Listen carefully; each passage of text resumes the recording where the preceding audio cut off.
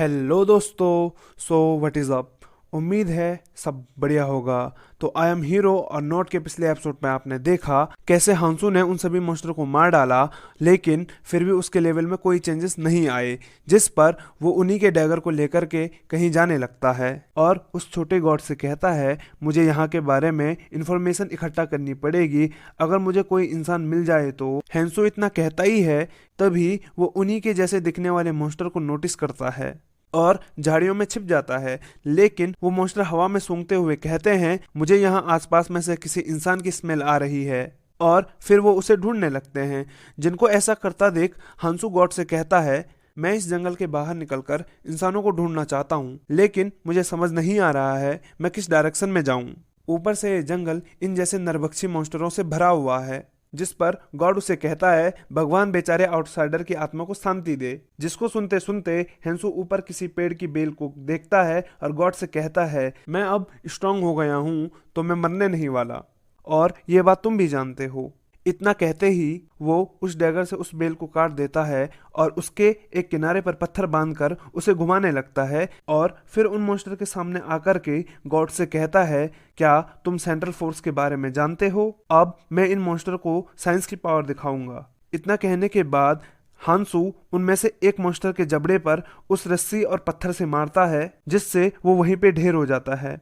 तो उसे ऐसा करते देख बाकी के दो मॉन्स्टर उस पर अटैक करने के लिए बढ़ते हैं, लेकिन वो उन दोनों को भी अच्छे से धो डालता है। अब हमें कुछ देर बाद का सीन दिखाया जाता है जिसमें वो सभी मॉन्स्टर जमीन पर पड़े हुए होते हैं और हमारा हांसू उनके बीच में बिल्कुल स्वैग के साथ खड़ा हुआ होता है, और फिर उन सभी की तरफ देखकर कहता है अगर तुम जिंदा रहना चाहते हो तो मेरे सवालों का सही सही जवाब देना। मेरा पहला सवाल है यहाँ आसपास में इंसानों की बस्ती कहाँ है? जिस पर पहले तो वो मॉन्स्टर शॉक हो जाता है कि एक इंसान हमारी भाषा कैसे बोल रहा है, लेकिन फिर वो उससे डरते हुए कहता है कि उस डायरेक्शन में, और एक डायरेक्शन को दिखाने लगता है। फिर हांसू उस मॉन्स्टर से कहता है तुम किस नस्ल के हो? जिस पर वो मॉन्स्टर कहता है मैं ग्नोल ट्राइब से बिलोंग करता हूँ। अब मैंने तुम्हारे सभी सवालों के जवाब दे दिए हैं, प्लीज मुझे जाने दो। जिसका रिप्लाई देते हुए हेंसू कहता है मुझे इतना सब कुछ बताने के लिए तुम्हारा बहुत बहुत शुक्रिया, और उसके सर पर उस पत्थर की दे मारता है। फिर वो ये सब जानने के बाद मन में सोचता है मैंने जो गेम अर्थ पे खेले थे उनमें दिखने वाले गिनोल तो बहुत अच्छे दिखते थे। जिस पर गॉड उसे कहता है ये शायद कोई बेबी गिनोल होगा। तो हेंसू गॉड से कहता है मैं इतने सारे मॉन्स्टर को मार चुका हूँ, लेकिन फिर भी मेरा लेवल क्यों नहीं बढ़ रहा है? हंसू के इतना पूछते ही हमें टेंपल का सीन दिखाया जाता है, जिसमें प्रिंस आसुस हीरो से कहता है तुम्हारी ट्रेनिंग कल से शुरू होगी, जहां मैं तुम्हें तलवारबाजी सिखाऊंगा और एथेना तुमको मैजिक सिखाएगी। तुम दोनों में से किसी को भी चुन सकते हो, ये तुम पे डिपेंड करता है तुम क्या सीखना चाहते हो। जिस पर ये बंदा बोलता है क्या हम दोनों ही नहीं सीख सकते? तो आसुस उसका रिप्लाई देते हुए कहता है क्यों नहीं, बिल्कुल सीख सकते हो, लेकिन अगर ट्रेनिंग हार्ड हुई तो तुम दोनों को ही बीच में छोड़ दोगे। जिस पर वो लड़का कहता है ऐसा नहीं होने वाला, तुम बस सिखा दो। उस बंदे के ये सब पूछने के बाद उसी के पीछे से ये बंदा कहता है क्या ये सही रहेगा अगर मैंने दोनों में से किसी का भी लेसन नहीं लिया? जिस पर आसुस उसे कहता है अगर तुम तलवारबाजी और मैजिक दोनों ही नहीं सीखना चाहते हो तो जो तुम्हारा मन हो तुम वो करो, कोई तुम्हें नहीं रोकेगा। इस लड़के के ऐसा सवाल पूछने के बाद हमें एक विंडो दिखाई जाती है जिस पर लिखा होता है एक इम्मेच्योर गॉड हीरो में इंटरेस्टेड है।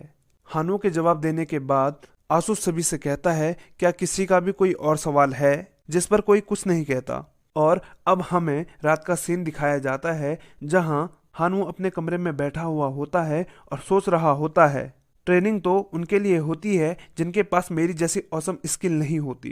तुम सभी जाओ, जिसको जिसकी भी ट्रेनिंग लेनी है तुम अपनी अपनी ट्रेनिंग लो, लेकिन मैं जो इस वर्ल्ड का मेन कैरेक्टर हूँ मैं तो प्यारी प्यारी लड़कियों के साथ रूइंस और डंजन में एडवेंचर करने जाऊंगा। अब हमें अगले दिन का सीन दिखाया जाता है जहां आसुस उन सभी को कहता है जो हीरो तलवारबाजी सीखना चाहते हैं वो मेरे पीछे आओ, और तुम्हें कोई चिंता करने की जरूरत नहीं है, तुम जब चाहे तब अपनी क्लास बदल सकते हो। जिसको बीच में रोकते हुए ये लड़का कहता है अगर मुझे मैजिक सीखना है तो मैं कहाँ जाऊं? जिसका जवाब देते हुए आसुस कहता है लगता है एथेना ने फिर कल रात को कुछ ज्यादा ही पी ली, इसीलिए उसको देर हो गई है।